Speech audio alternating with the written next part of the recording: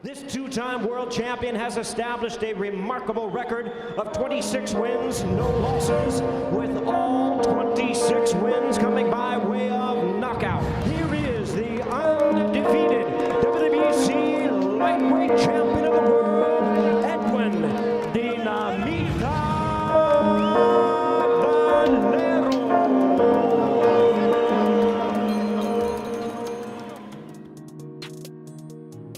Meet Edwin Valero, one of the most dangerous men to ever step foot in the ring. He had the fire, the passion, the power, everything it took to be a legendary fighter. What a punch, what a delivery, what hand speed. Born and raised in the rough streets of Mérida, Venezuela, Valero was different from the other kids. Play fighting with friends often turned serious. He had a raging, uncontrollable temper that needed guidance, and thankfully, by the age of 12, he had found a way to channel his aggressive energy, the boxing gym.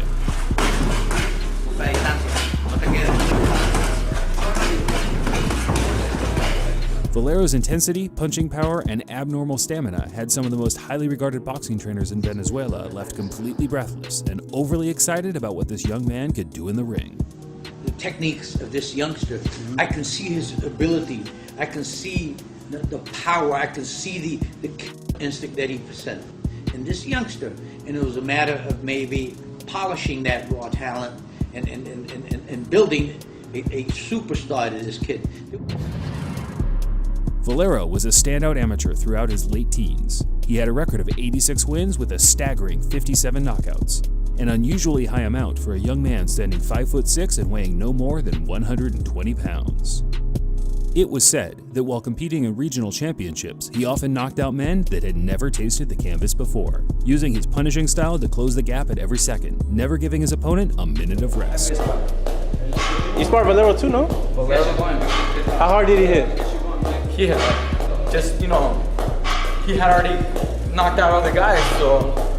In sparring? Yeah, all the time. He didn't take it easy on you, He'd go in there trying to knock you out. Everything took a drastic turn for the worse on February 5th, 2001, when Valero, now age 19, was involved in a severe motorcycle accident in which he was not wearing a helmet. He fractured his skull and had surgery to remove a blood clot. This injury was sustained prior to him launching his pro career, and it created roadblocks to major bodies sanctioning his fights.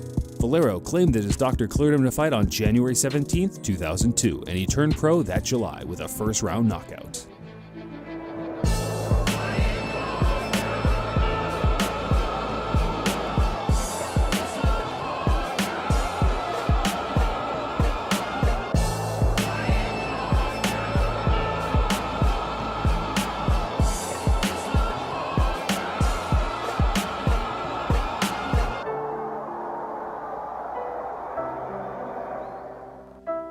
In this freeze frame, you can still see the shaved hair where the huge scar lies on Valero's head from the surgery.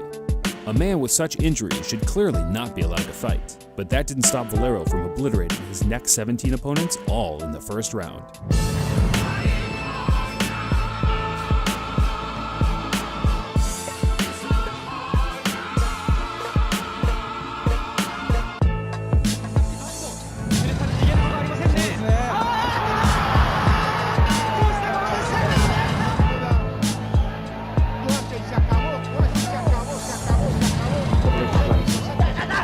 Edwin Valero, he's strong, he's fast, he's explosive, he's undefeated.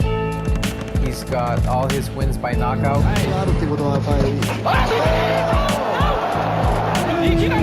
Because he's the best prospect to come out of Venezuela in 30 years. Did you really believe that? Yes, I believe that because it was just vicious. I mean, Valero was... Yeah, he beat him up all over his body. He destroyed him. A big step up in class in 2006 saw Valero, who now went by the nickname Dynamite, travel to Panama City to take on WBA super featherweight champion Vicente Mosquera, who was having his homecoming bout after recently winning his title on the road. Panamá reconoce a su loco Mosquera, se notan los golpes de Valero como siempre con fuerza. Por allí intenta avanzar Mosquera, debe tratar de no descuidarse. Valero came out like a man possessed and knocked down his opponent twice in the first round. But unlike the rest, Mosquera got back to his feet and battled hard, and to the delight of the fans, mauled Valero into a knockdown in round 3.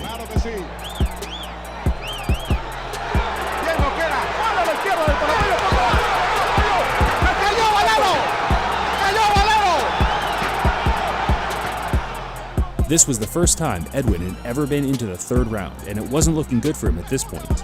But he bounced back like a true champion and punished the Panamanian, landing big right hands after big right hands. And finally, in round 10, he got the stoppage that he worked so hard for. Crece la posibilidad de Valero, que sigue conectando con ambas manos. Muy aguado el loco.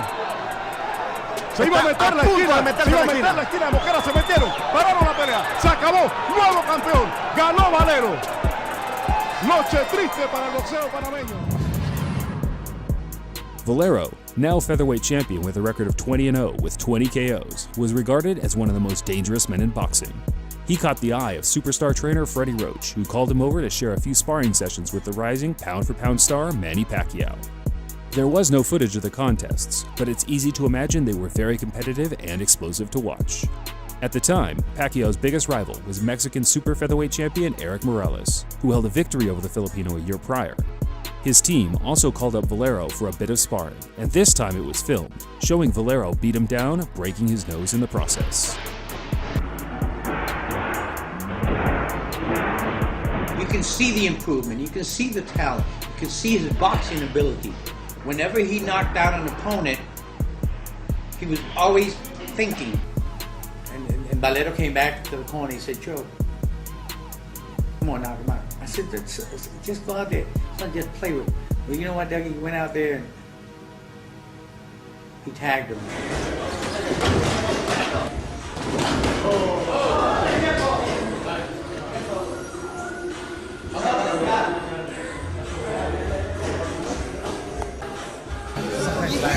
I mean, It's rare, though. It's rare. Somebody got knocked out in sparring. But I've been watching sparring for 15 years. You know what I mean? Like, you know, out here, world-class gyms. I've never seen a sparring session have to get stopped because somebody got hurt until that sparring session between Valero and I think that he's one of those freaks of nature, you know, that has that power. That he's like the Julian Jackson of the back in the days. That all it takes was one punch, and he landed that punch, and the fight was over. Back in the ring, Valero dominated and knocked out his next 4 opponents while defending his super featherweight title before moving up to lightweight to take on Antonio Pitalua for the vacant WBC strap. Valero's improvements over the last couple of years became very apparent, and he knocked out his opponent in the second round, showing once again his ferocious style as he landed 16 unanswered punches in a row.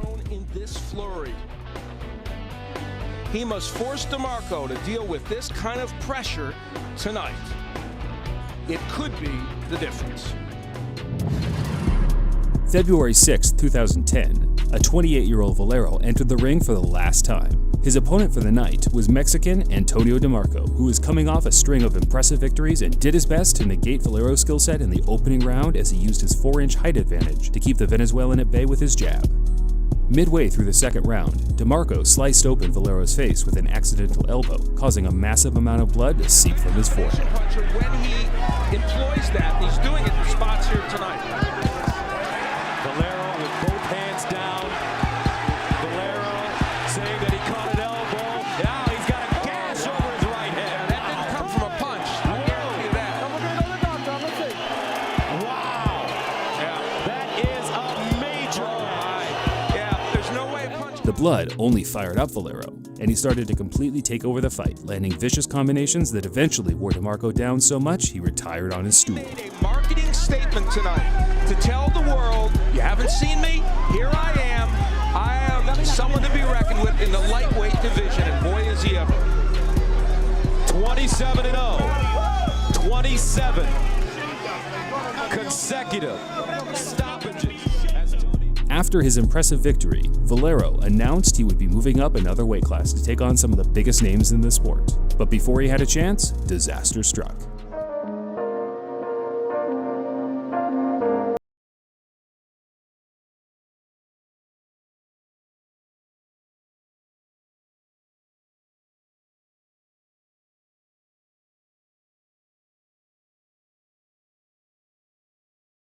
Was staying. Valero was arrested after police found the body of his 20-year-old wife, Jennifer Vieira, bearing 3 wounds in a hotel room in Valencia. Valero allegedly had told hotel security personnel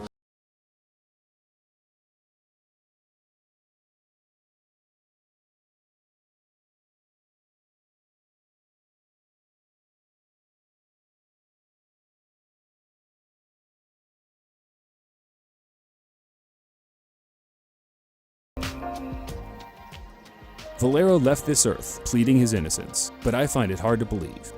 After all, he should have been convicted on multiple occasions for assault charges on his wife. His cherished position in his nation of Venezuela gave him a pass time and time again. He was friends with the president and could do no wrong in the eyes of the public, but his vicious ways caught up with him eventually and he took it a step too far, destroying the lives of his wife's family and leaving them with no justice as he took the easy way out just a few days later. Or did he? Well, at first I don't believe that he'll do that for himself. I called his manager, who happened to be Jose Castillo. I asked him and verified him to him, and then he said, yeah, he did it. But, according to him, he didn't do it. They killed him. Thanks for watching, Fight fans.